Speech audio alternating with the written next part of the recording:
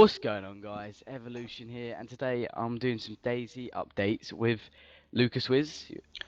Yeah, hi guys, my name is Lucas Wiz. We're going to be talking about the alpha and some bits and bobs of kind of what's been released recently. And to start with, there's been a new dev blog, hasn't there, Dan?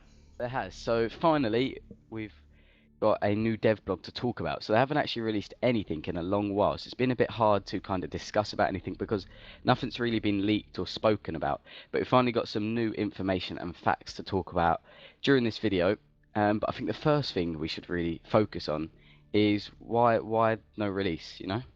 Well, the first thing that Dean Rocket actually said in his devlog, which is the August devlog, although he did mention that it's kind of what they've been doing in July, the milestones that they've reached and things. The first thing he said was basically that the build is not ready for release. That's the alpha build.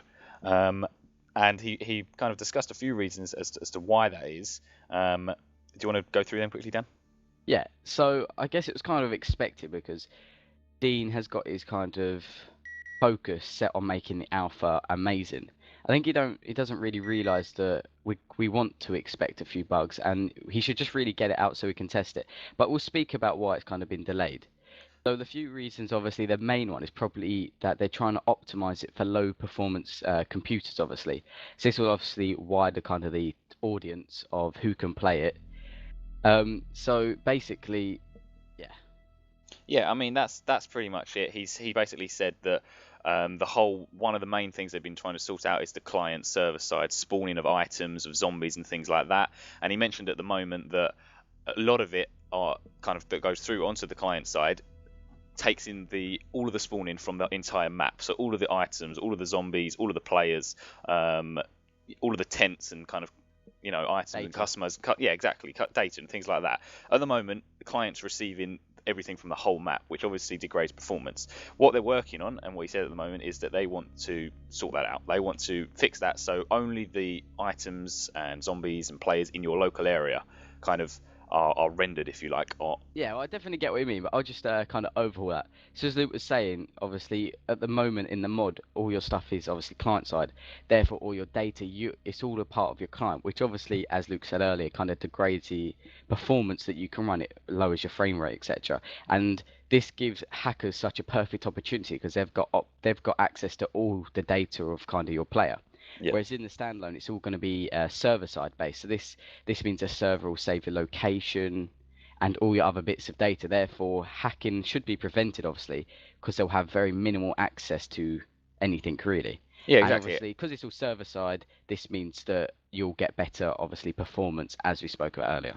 Yeah, and that's pretty much it. That's why it's not been released. Is because they're still working on getting all of that stuff sorted. And hackers is one of the big things that no one likes in DayZ.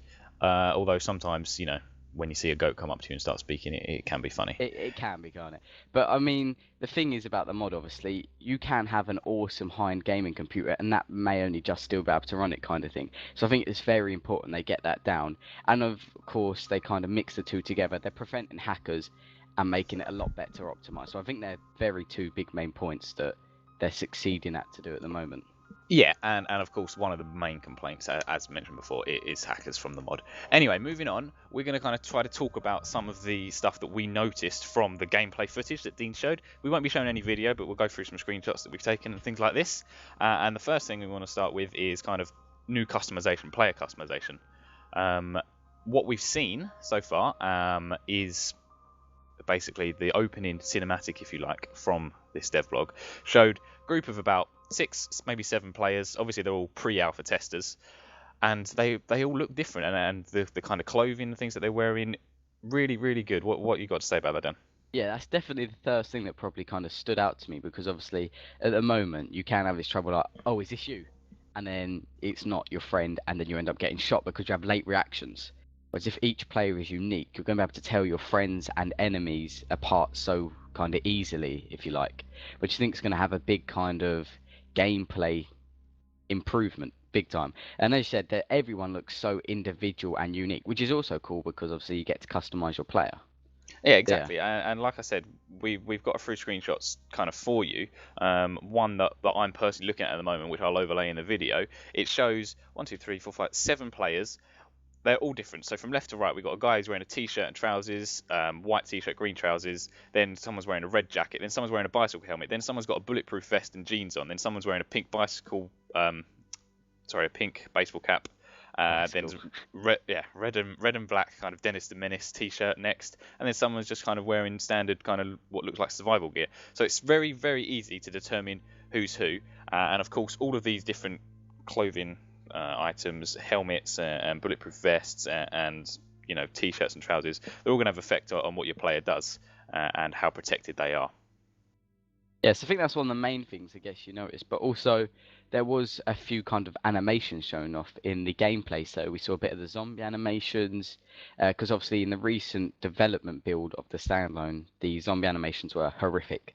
They weren't synced in with the hit, like when they hit you, you could get hit later on, and they weren't very synced, but they do look improved. Not perfect, but they are looking a lot more kind of hopeful, I suppose. Yeah, well, I mean, obviously at the moment when you play the DayZ mod, which we're still playing at the moment because we love it. You don't expect everything to be perfect, and when you're expecting a full game release to come out like this, you do want things to look good. And although things are not perfect, there's certainly a marked improvement from the gameplay that we saw at E3. Things like knocking your player over, the zombies kind of eating you when you're on the floor, knocked out or dead or whatever. They're all improved. The zombies kind of hitting you and jumping towards you looks a lot better, a lot crisper, like we said. And yeah, certainly, even though they said that they're going to delay it even more, at the moment it looks great and it's probably going to be better. Yeah, exactly. I think the main point is it is definitely improved from the uh, last kind of lot of information we was given and gameplay. It is definitely a lot more improved. So I suppose that's the main. They're making progress, which is good. As you Yeah, said, there is slight improvement that you can notice. yeah, exactly. And it's not just zombies as well. The player animations are also a lot better.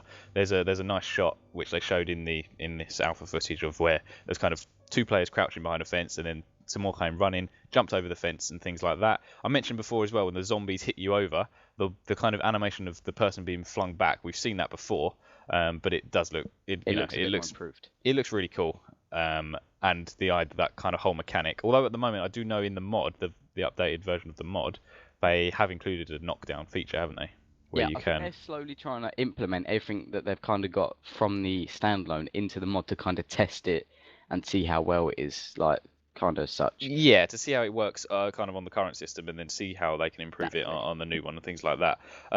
Another thing to do with animations, Dean talked about this, one of the features that he's working on as to why it's, again, been delayed a little bit more, is kind of a new bleeding or health system, if you like. So he said, and he mentioned that if you get shot, you will bleed from the exact point on your body where you got shot, which of course will have implications. If you get shot in the leg, you're not going to be able to walk right. If you get shot in the arm, you're probably not going to be able to shoot right. And Possibly not even able to shoot. exactly, and they showed this off, didn't they? Because there was a guy limping, and he was like holding his side, wasn't he? With his Yeah, gun, kind of in pain, kind of exactly with his put on gun a bit. hanging down at his side, wasn't he? Which is what we're looking for. This is the improvements we are definitely looking for, and it just overall makes it a better game. And one thing we probably kind of missed in the player customization, which I'll quickly go over now, is a kind of you'll see the screenshot during the video as an overlay, but obviously there's this kind of group of survivors, kind of as such, robbing a player. They've obviously pointing their weapons at him, and he's kind of kneeling down on the floor, surrendering with his kind of hands above his head. And then later on, you see him wearing no clothes and possibly with all his gear on the floor, and the players all look kind of happy and they're just about to leave him, let him be, kind of thing. Yeah. So I think one of the main things and kind of main things that I love about DayZ, and I know Dean has expressed this before in interviews and things, is that DayZ is your game. You start on the coast with nothing. You work your way up, and you can play it how you want to play it. Some people, me and you, like to be bandits. Others like to be heroes, and well, not heroes, but help people and try to make friends and things like that. Certainly, I think you're pushed towards the bandit route a bit more, and I think showing this, what you just said about where you're kind of robbing the player, shows that the bandit side of things is certainly still in the alpha, and they're not trying to deter away from that, as possibly hinted before in interviews and things. One thing that I heard Dean say in a separate video, which is actually not DayZ related at all, but I heard him talk about it, is that they've just been working on the motion capture for being able to cable tie people's hands. Yeah, I mean that is an awesome idea, and that kind of all comes part of the crafting system. So you may need to gather materials to make the cable ties, or maybe I don't know, but there's so much potential as such, and I'm sure there's other ideas where you can kind of get rope and use that instead, or and there's a possibility you can break out of it with a knife, so they can kind of implement it where you right click your knife and it'll say kind of cut rope. There's so much potential for kind of bits and bobs like that. Yeah, exactly. And if you're the person that's been cable tied up, and again you're talking to friends and things like this, um, how they can rescue you, they can get a knife to cut your Possibly cable player ties. interactions, as you was just mentioning. Obviously, maybe you will need to get other players to interact with to get freed as such. Maybe it's something you're unable to do yourself, which again, this pushes towards kind of working with other players and communicating. And I hope as well, although it's not been mentioned, but a kind of a feature which I've got in my mind, which I think will work quite well, is obviously you're in an open world, and it's supposed to be kind of a living. I say living, poor choice of words, because obviously it's a zombie apocalypse, but um, you're in a world which people are trying to survive in. They're scraping by to try and find food and drink and things like this. So there would be little communities formed in kind of strongholds and things like this. So possibly Yeah, if you are playing as a bandit, you could have like, or in these kind of strongholds or areas of the map. I don't want to use the word safe zones, but these kind of areas where people can meet and things like that. There could be like wanted posters or warning posters and things like that of bandits. yeah. So kind of letting the community aware of who is a bandit, who to stay away from, or even possibly it's a crazy idea, but bandits would capture players and take them back for fun kind of thing to annoy people as such. Yeah, I mean, all of that's good, and obviously it's been hinted before on kind of base building and underground bases and things. I don't think they're Yes. worrying about that at all for the alpha, but again, that's just another possibility. You can take someone back to your base, possibly blindfold them so they don't know where they're going, Yeah, and other exactly. things like this. Anyway, we're going to move on now to talk about the inventory. A lot of new things we noticed about the inventory in this alpha footage. Do you want to talk a bit more about that? Yeah, well, obviously we've seen screenshots and the inventory beforehand, but this screenshot is definitely a better one. So at the moment, obviously, as usual, you've got player model in the middle, you've got your vicinity on your left, which is kind of items nearby you can drag it over. But what I want to focus on is the fact that you kind of got the weapon model down the bottom. So you've got, this is an M4A1, and you can see that it's got several attachments on it. So we've got looks of it like a bayonet and then a blade as such, possibly. You got your sight, stock, and possibly like a barrel attachment. So I don't know if it's part of another gun that you possibly have to attach or not. But what's your thoughts on this, Luke? Well, we were discussing it, weren't we? And what it seems is that slot where the gun is on this screenshot is like your hand, isn't it? So you could Yes. trade that out for a hatchet and things like this. And those 6 slots where the attachments are, I think that's for your gun. So you can store your gun in your backpack, and those attachments will still remain in the attachment slots, I think. And obviously, if you have something like a hatchet in your hands or something like that, those attachment slots won't be there. Um, Right. One thing we did point out, like you mentioned before, the barrel attachment. If you look just to the right, stored in his UK assault vest DPM camo, which again could serve as some kind of armor or something like that, you can see there's kind of another barrel-looking attachment in that. So it looks like a lot more of the parts of the weapons are interchangeable. And obviously, once you find these parts, you could find 10 kind of weapon modifications and things like this, but they limit you to 6 slots, so you can kind of customize your gun how you want it to be. So then it's your gun, if you like, rather than just finding a gun off the floor. Exactly. So you can Something kind like of that. change the appearance, which kind of ties into player customization again and kind of detecting who is your friend. So That's a not good point. only have Yeah. you kind of got the clothing, at the moment you kind of use weapon recognition. Oh, Dan's got a M40 name, Luke's got a Lee Enfield. See anyone who hasn't got that weapon, pretty much kind of shoot them or try and interact, say you're friendly. Yeah. And so obviously, if you can obviously tell your players, your friends as such, your squad, by looking at their weapons as well, and it'll be a lot more distinctive because, as I said, you can obviously customize the appearance by looks of it, which is also another awesome concept that they've added in. Yeah, and like we mentioned, those 2 barrel attachments, they will have factors. One will be better than the other. I'm sure this will all be explained, possibly like because Dean mentioned before, like in-game books and things, didn't he? Yes. Because there's no tutorials as such in DayZ, so maybe finding these will get you an understanding of what is better. Now, one thing we did notice, which I will kind of highlight in the video, in the weapon slot, or sorry, in the hotbar, if you like, number 1, where it shows the M4A1, you can see how bare-boned it looks in that. So obviously in his hand slot, he's got the bayonet, he's got the sight, he's got the stock, he's got the magazine, he's got the barrel attachment. But if you look at that little thing, in that little kind of symbol of the M4A1 in the hotbar slot, look how bare-bones it looks. It hasn't got a barrel, it hasn't got the bayonet, it hasn't got the sight, hasn't got the magazine. Exactly. So maybe you find it like this, and you have to find weapon slots for the gun to even work, possibly. Very minimal, but there are even maybe possibilities of such building weapons or adding parts to another weapon. And we're kind of forgetting there could be attributes such as this. So obviously that barrel could reduce recoil on this weapon or improve damage. There's a lot of potential for what the attachments could actually do to the weapon itself. As I said, there could be attributes and kind of skills that the modifications would obviously bring, which is just more potential. Definitely, and for me, the fact that there's a bayonet is just awesome straight away. Yes. Anyway, you can imagine how good that would be in the zombie apocalypse. You kind of, if you don't really want to go loud because the zombies are out, but instead you can use the weapon, sprint up to them, and obviously bayonet the zombies. So you're kind of using that stealth ninja approach. So I think that bayonet is going to be such a crucial attachment, as well as the suppressor, obviously. But we don't know the rarity and kind of facts and figures of the modifications themselves. Yeah, I think the idea is it's a zombie survival game. So what are the chances in real life that you're going to be able to find a high-end military gun with a suppressor and with lots of ammo and with all these attachments? So this loadout that we're seeing with the M4 and all the attachments, I'm going to say that is going to probably be extremely hard to find, and it's going to be like probably what I would class as high-end gear in the game. Yeah.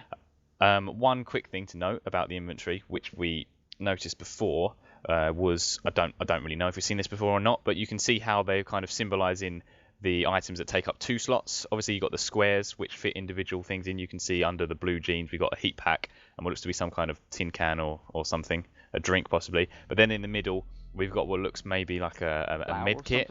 Yeah, flour. What did you just say? It looks like a bag. Yeah, it looks like a bag of sugar or something, doesn't it? Yeah, but it could be like a med kit or a blanket or something, kind of all rolled up. But it takes 2 slots up, and to symbolise that, they've just kind of put the icon. Spread it across the 2 boxes. One thing that there's been a lack of information on with items, weapons, and things like this is the durability of them. Now, there's no indication from this screenshot of how kind of worn out or damaged your weapon is. So, how do you think they're going to implement that? Yeah, because obviously, as you just mentioned, Dean did actually mention that there was a possibility of kind of degradation or durability on weapons or clothing items, such as if your weapon's getting kind of teared and worn, you're going to need to replace it. Otherwise, your chance of infection risks are going to be higher. And also, mainly, you mentioned on the weapons, like say your durability is halfway down or whatnot, there's chance of weapon jamming or kind of like it won't be usable, such it could break. There's chance of inusability, if that's the word as such. Yeah, no, I know what you mean. And also obviously the interchangeable barrels that we were just talking about. It may be good to have a spare one just in case your gun does malfunction, and you can switch it out and things like that. But again, I think that's going to be really rare gear, so we'll find out obviously when the alpha comes out, possibly. And obviously, the player model is wearing all new items. We have never seen these kind of he's wearing hiking boots. In fact, it looks like. And he's wearing this new assault vest, which is cool because he's actually got his backpack and assault vest, which is obviously extending kind of the slots he has. And if they do have some kind of durability or whatnot, maybe it could obviously give him more protection as such. And there's just loads of opportunities, as we've mentioned. Yeah, obviously he's got looking at the screenshot here, he's got the beanie on, which is a strange choice fashion for the zombie apocalypse. He's also got the red shirt with the vest over the top. So again, how much can you do that? Can you get little holsters for your legs possibly, where you can store other things? I don't know how it's going to work. Obviously, well, that's pretty much all been covered before anyway, about how things can protect you, bulletproof vests and crash helmets and things like that. So what I think we should move on to now is, I mean, we briefly spoke about it before, is kind of the medical system with bleeding and things, but there's also other things, because obviously there's notifications that pop up that say you're hungry, you're thirsty. One that we noticed in this was it came up and said you are tired. So, how many of these kind of things can they implement? Are you affected by fatigue? How to resolve them as well as such. Exactly. So yeah, how do we think they're gonna sort that out? Yeah, and just quickly going back onto the inventory, I know we're moving off that topic, but before we finish up, obviously, if you look kind of on the right side of the inventory, there's actually a scroll. Possibly if you scroll down more, what is there? Is that, as you said, if there's going to be more items that you can add onto your player, like holsters, you're going to need, as you can see, his right side of his inventory is completely full. There'd be no more space to chuck anything. So obviously there's a scroll bar. So I'm imagining you can kind of have like loads of kind of extended items to Yeah. expand your inventory as such, which is really cool. But as you were saying about the notifications, anyway, we'll move back onto that. Yes. I said, I think it's going to be very useful because you'll actually be notificated by the game as such. You, Notified. and at the moment, for new players, if your guy starts coughing, you're just kind of like, what the hell's happening? I've got a weird little symbol by my blood drop. What's this all about? Yeah. At least your player will be like, your player is feeling ill. Uh, and like then you may have you'll also have in-game animations and indications of this, so your player could start stumbling, or he might start stopping every now and then after running for a little while and like catching his breath as such. Yeah. So that not only is there going to be kind of in-game text notifications, there'll obviously be player animations to back this up. Yeah, Possibly not in exactly. the alpha, but eventually. Well, although saying that, we saw the kind of injured soldier, if you like, moving away, limping and holding his side as if he'd been shot or injured like that. Kind of how far do we think they can advance the medical system? Obviously, they've spoken about blood bags and saline solutions and blood transfusions and things like this, and how realistic it would be, and so how they're changing it so it's not as easy to do those things. But if you break your arm or something, do you need to use a sling to kind of repair it or things like this? Or is it going to be as simple as it is at the moment, where you just inject yourself with morphine? There is so much potential, you said. You may need to, or even they could just expand on it slightly, inject yourself with morphine, then you'll have to wear a kind of sling, which will kind of put that arm unusable, so you may only be able to wield a pistol, only a one kind of handed weapon, not your assault rifle, for a certain amount of time in the game. Or your player will also notify you when your player's kind of feeling better Yeah. and his arm is obviously healed as such. As you said, they can really mix them both up together. And once again, there's just so much potential they could do with it. And what I hope they do as well, because like we said before, there's no tutorials in DayZ. You have to learn as you go. There's, if you obviously they're still using Churnerus, so the map will be fairly familiar to people that have played the mod before. But you won't even know your way around and things like this. So if they can introduce, or if they can somehow implement books and other reading materials in the game that you can use to learn these things, rather than just kind of blurting out all this information on a wiki or something, so you can learn as you go along, I think that would be much better than just kind of being spoon-fed the information. Maybe like a cooking book where you can then That's a good actually idea. Yeah. you have access to recipes and you can then learn them and obviously use that to cook as such. And Yeah. obviously that will have attributes to your player for cooking better quality food, give you more like health restore kind of bits and bobs like that. That's a really good idea, and I think the last point really that I've got on that kind of whole system of fatigue and learning and tutorials and things like that is it's going to be experimental. You're going to find two kind of items in the world, and you think, hang on a minute, could they go together? And like we've seen in the gameplay footage, drag and drop it. If it doesn't work, fine, it doesn't work. But if it does, you go, oh hey, I've discovered this, or oh look what I know how to build now, kind of thing. So it's going to be very experimental, and it's going to be a good kind of feature in the game of being able to learn these things as you go. All right, so I think we should probably move on to the last few facts. So there is one last fact, and then should we go over kind of the overall thoughts of the new kind of progress they've made as such? Yeah, so the last thing I've got is at the end of the dev blog, they interviewed one of the map designers, developers. I had kind of two feelings about this. One thing, obviously, they're always going to be developing. When it comes to a game which they want to release an alpha for, it develops as it goes. That's why you buy into the alpha. It's not going to be a perfect game. But the fact that the map developer was talking about how they're taking inspiration from this and they're still working on this. Unfortunately, what I had to think about that was, if they're developing a game like this, a big open world game, which is it's an open world, you can do what you want, and they haven't sorted the map out yet. They haven't fully designed the map, which is the world you're playing in. How much does that hinder the development of it, and will that affect the release date at all? Exactly, and obviously another thing that Dean mentioned during the video is the fact that their whole new kind of server side rather than client side system is going to be released during spring. It's not even out yet, so they haven't even got to test to see if that works and how kind of successful the new kind of server side system is. So again, there is all these questions to when is it going to be out. And unfortunately, at the end of the dev blog, and we did mention earlier, Dean did mention there is still no set for the release date. So it has obviously been pushed back again because he did mention that he wanted to get it out no later than the end of August. But I think the main thing we all need to remember is it's going to be awesome when it does come out, and just to kind of support it, give Dean loads of feedback, and see where it goes from there. And again, like I briefly mentioned before, it's an alpha. If you're going to buy it in alpha stage, expect bugs, expect problems with it. You've paid a cheaper price than it will be when the game is fully released to test the game. That's what you're there for. You're alpha testers. So when it finally does hit, which I'm going to make a prediction now, alpha probably Christmas. Yeah, Christmas. That's what I'm going to guess. Kind of like Maybe a closed alpha for certain October testers. Maybe, but I think Yeah. we're more looking scheduled about another. It's got to be done by surely it's got to be done within another like 3-4 months of hard work put into it. Yeah, and I think that's pretty much all we've got for you I think guys that's today. a sensible idea anyway. Yeah, and like I said, I think that's pretty much it. We've covered a lot. We've covered a lot. I hope you've all enjoyed our kind of run through of what we've seen. If you have any notes, obviously be sure to leave them in the description. This channel will be going up on both. This video, sorry, will be going up on both our channels. Yeah, so thanks for staying tuned with me and Luke, and I hope you enjoyed the video. As I said, tried to mix it up on my channel a bit. Usually I do this thing a bit solo, but kind of thought we'll mix it up a bit and do a bit of a dual commentary with Luke. So if you enjoyed this video with me and Luke, obviously if you're from my channel, don't forget to head over to Luke's and vice versa, obviously. Yeah, and I think that's it from us. So my name's been Thanks for Lucas watching, Swizz. guys. Been here with Dan, EvoX. We'll see you soon. See you later, guys.